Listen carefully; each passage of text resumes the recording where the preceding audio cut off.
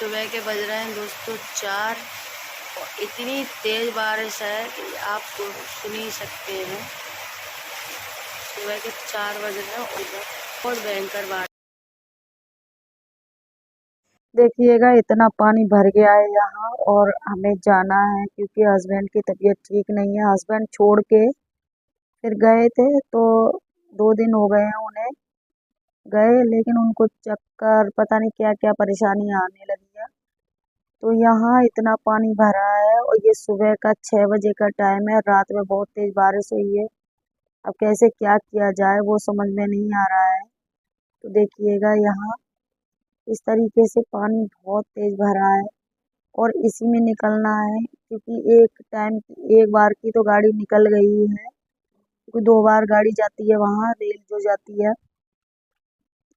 आधे रास्ते तक हम ट्रेन पकड़ेंगे और अर्जेंट में निकलना है। और सुबह तब कुछ नहीं था, 4 बजे बारिश हो रही थी तो मैंने जरूर ब्लॉग बनाया था। मैंने कहा 4 बजे, लेकिन रात ही इतनी बेकार थी कि कुछ कहने की नहीं। सुबह हस्बैंड से बात हुई क्योंकि मेरी आदत है सुबह 6 बजे फ़ोन करना। तो उनकी तबीयत बिल्कुल भी ठीक नहीं है और अकेले हैं वो वहाँ। तो मैं और मेरा बेटा जाएंगे उनको देखने, और या फिर हो सकता है कि उनको लेने जाएंगे। अकेले आ नहीं सकते, वो मेरी गली में इतना पानी भर रहा है दोस्तों। परेशानी क्या क्या नहीं आती है, लेकिन परेशानियाँ जिसके पास आ जाती है ना तो वो लौट लौट के आती रहती हैं, कितना भी बंदा कुछ भी कर ले। लेकिन मेरे घर का तो पता जैसे उनको चल ही गया है, तो वो लौट लौट के मेरे ही घर में आती रहती हैं।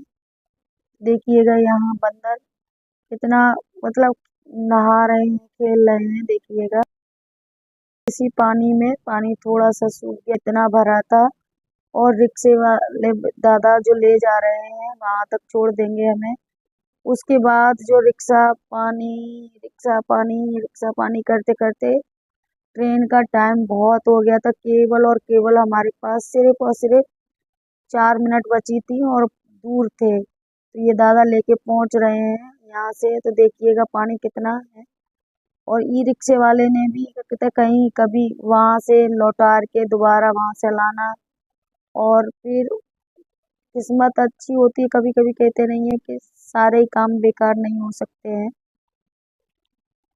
अभी तो ये रिक्शे वाले दादा ही रिक्शा नहीं चला पा रहे हैं।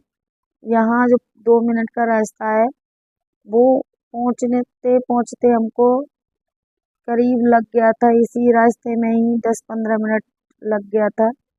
और देखिएगा यहाँ पानी बहुत भरा है। तो भागते हुए ट्रेन पकड़ी थी और रिक्शे वाले ने बहुत परेशान किया था भागते हुए। मेरे से तो भागा भी नहीं जा रहा था। ट्रेन मिल गई है तो हम दोनों बैठे हैं, मैं और मेरा बेटा। और उसके बाद में देखिएगा कि ट्रेन में बैठे हैं, इस तरीके का था। बारिश, कहीं बारिश हो रही थी कहीं खुला था। और अर्जेंट में भागना होता है और किसी की तबीयत खराब हो तो कुछ भी अच्छा नहीं लगता है। तो मेरे फेस से आपको दिखाई दे रहा होगा, फिर भी मैंने कहा लाओ आपसे शेयर करूं कि परेशानियां बता के नहीं आती हैं, लेकिन हमें 4 दिन भी नहीं खुशी से रहने देती हैं। पता नहीं किसकी नज़र लग गई है क्या नहीं है। तो दोस्तों यहाँ मैं जा रही हूँ हस्बैंड को लेने, जहाँ वो जॉब करते हैं वहाँ से लाऊंगी। और यहाँ मैं दिखाऊंगी उनको। और सबसे बड़ी बात दोस्तों, कोई किसी की हेल्प नहीं करता है, कोई भी किसी की हेल्प नहीं करता है। यहाँ क्या हुआ कि मैंने अपना एटीएम भी घर पे छोड़ दिया और कैश भी था, तो उल्टे सीधे भागे थे। तो उल्टा सीधा जो हमें टिकट में लगना था पूरा वहां तक पहुंचा देता। 3 किलोमीटर में हमने 300-400 रुपये दिए थे। हम यहाँ फतेहगढ़ पहुंच गए हैं, तो आपको पता चल रहा है। तो वो हमने अपना जो कैश लेके निकले थे जल्दी में निकले, लेकिन हालांकि कहते हमारे पास फोन में कैश था, लेकिन कोई भी तैयार नहीं था देने के लिए। और यहाँ मैं 18 साल बाद जा रही हूँ, मैं यहाँ उतरूंगी वहाँ 18 साल बाद। जब मेरा बेटा पेट में था 6 महीने का, तब मैं फर्रुखाबाद से आई थी क्योंकि पापा जी जॉब करते थे। मैं 18 साल बाद पैर रखूंगी। सब कुछ वैसा ही लगता है क्योंकि वहाँ बहुत टाइम रहे, गंगा जी वगैरह खूब नहाए थे, तो सब कुछ वैसा ही लगता है, चाहे भले ही कितने साल बाद जाओ, लेकिन हवा पानी वैसा ही सब लगता है। तो यहाँ देखिएगा हम उतर रहे हैं और ये भीड़ बहुत थी चढ़ने के लिए इसमें, तो यहाँ उतर गए हैं और कहाँ से कैसे जाना है। हम ही पहली बार जा रहे हैं, हस्बैंड के पास कभी रास्ता नहीं देखा है, लेकिन हम लोग जा रहे हैं। यहाँ पूछ रहे हैं कि कैश दे देंगे, नहीं दिया है। तो देखिएगा यहाँ करीब हम 1-2 घंटे हम टहलते रहे सबसे पैसे के लिए। वो वीडियो नहीं बनाई थी, सबसे कोई कहीं कह रहा था, बुरा इस बात का नहीं लग रहा था कि कोई दे नहीं रहा था, बुरा इस बात का लग रहा था कि आगे चले जाओ, आगे चले जाओ। पैदल थे और हमें बस में जो देना था पैसा, वो भी क्या कहते हैं, जो था वो भी हमारा गिर गया था।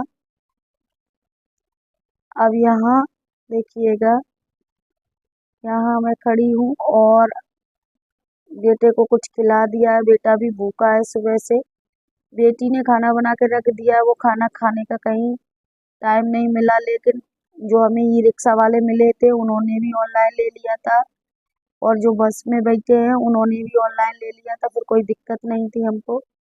ऑनलाइन लेते रहे तो कोई दिक्कत नहीं थी, लेकिन क्या कहते कैश में हमारे पास हमने करीब 1-2 घंटे यहाँ बिगाड़ दिए, बेफालतू में बिगाड़ दिए। इससे तो अच्छा हम अपना टाइम बचाते और यहाँ पहुँच जाते। तो यहाँ बस में हमने ऑनलाइन दे दिया है। अब हम निकल लिए हैं अपने हस्बैंड जी के पास, क्योंकि तबीयत ठीक नहीं है तो उनको लेने जा रही हूँ। तो ये इस तरीके का बाजार वगैरह लगता है, देखिएगा। बैठे बैठे क्या करें, सुबह से शाम हो गई थी और कुछ भी नहीं खाया न पिया, बेटा और हमने फिर वही सोचा कि आते जाते हम लोग बुला लेते थे उनको, कहते कि आप चले आओ, लेकिन उनकी दूरी नहीं समझते थे कि कितनी दूर है कैसे। तो ये हम लोग फर्रुखाबाद से निकल गए हैं, ये गंगा जी का पुल है। तो यहाँ से गंगा जी के पुल से आपको गंगा मैया के दर्शन करा दे रही हूँ। तो ये गंगा जी का पुल है, आप देखिएगा इस तरीके से। तो मैं आगे के लिए अब निकल रही हूँ।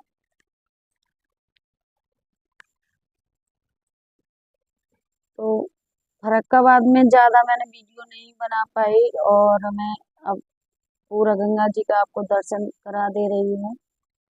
और परेशान तो हूँ, परेशानियाँ तो आती हैं, लेकिन व्यू देखिएगा कितना अच्छा है उधर का, इतना ही अच्छा रहता है क्योंकि उधर गंगा जी हैं तो ये हरा भरा रहता है।